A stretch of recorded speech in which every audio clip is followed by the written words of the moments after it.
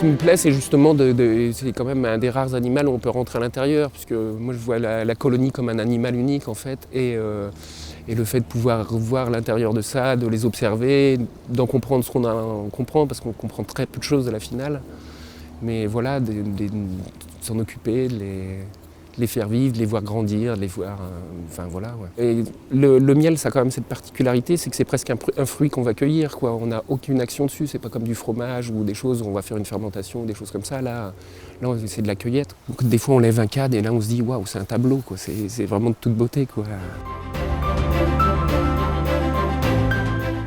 Et ben, ça commence actuellement, donc là on est début mars, donc on va commencer par faire un suivi de nos colonies. C'est-à-dire qu'on va les visiter une par une, regarder s'il n'y a pas des maladies, voir si elles sont en forme, rajouter des cadres s'il faut, en enlever, voilà.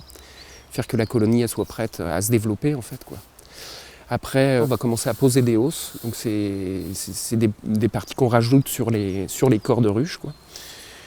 En fait, nous, tout ce qu'on va récolter, ça va être là-dedans. Le corps de la ruche, la partie basse, c'est vraiment que pour l'abeille. Donc elle va stocker son miel, son pollen, élever ses enfants, enfin ses petites abeilles, entre guillemets, dedans. Et nous, on ne va pas y toucher à ça, quoi. Aussi, on va contrôler, on va regarder, mais on ne va jamais prélever du miel à l'intérieur, quoi.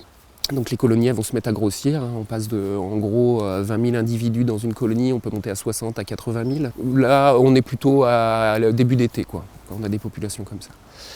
Donc voilà, nous on va essayer d'accompagner ça en fait. Et là après, une fois que les hausses sont pleines, en fonction des floraisons, parce que nous on va suivre la nature justement. Là actuellement on est sur la floraison du prunus, un peu le saule marceau. Donc ça c'est des mielés, les premières qu'on récolte pas vraiment. Juste ça, on va les mélanger avec le pissenlit, le merisier, l'érable. Et après, en fait, on va commencer à récolter juste avant l'acacia, parce que là, on veut avoir que du miel d'acacia dans la hausse. Donc on va retirer les hausses, on va remettre des hausses vides, et on va pouvoir sélectionner un peu les miels qu'on veut. Il y a 3 castes, en gros, il y a la reine, il y a les abeilles, les femelles, on va dire, et il y a les mâles. Voilà. Donc les abeilles, elles, c'est des ouvrières, voilà. Donc elles font toutes les tâches de la ruche. Dans leur vie, en fait, c'est pas comme les fourmis qui sont spécialisées. Les abeilles, en fait, elles vont faire toutes les tâches au cours de leur vie. Donc elles vont commencer au début par produire de la gelée royale pour nourrir les larves, en gros. Après, elles vont nettoyer.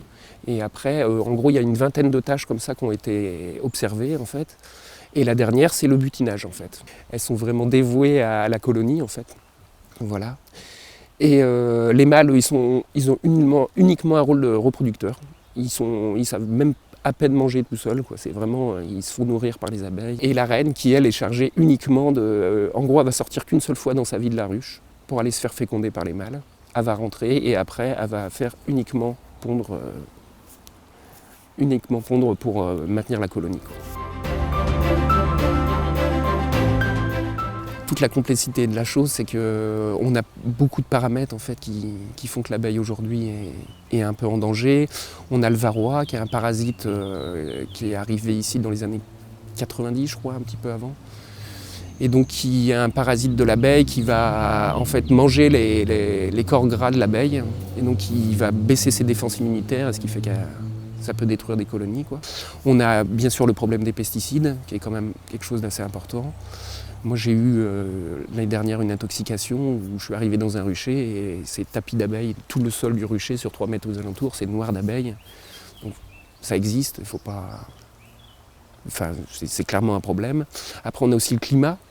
Aujourd'hui le fait d'avoir ces changements de climat, ça fait que les floraisons ne sont pas toujours dans des périodes où les abeilles peuvent aller dessus.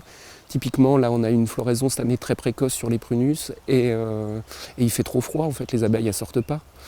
Et même si elles sortent, en fait, il n'y a pas la bonne température pour que l'arbre se mette à faire du nectar, en fait. Donc voilà, on a des problèmes comme ça qui se présentent. On a des étés très chauds, très secs, donc forcément les arbres, ils ont moins de nectar à disponibilité aussi. On a vu ça sur châtaignier l'année dernière, où on avait des fleurs, mais très peu de miel à la finale. En fait, j'aime beaucoup étudier les insectes à la base. Je trouve que c'est vraiment impressionnant, cette variété de choses qu'ils sont capables de faire.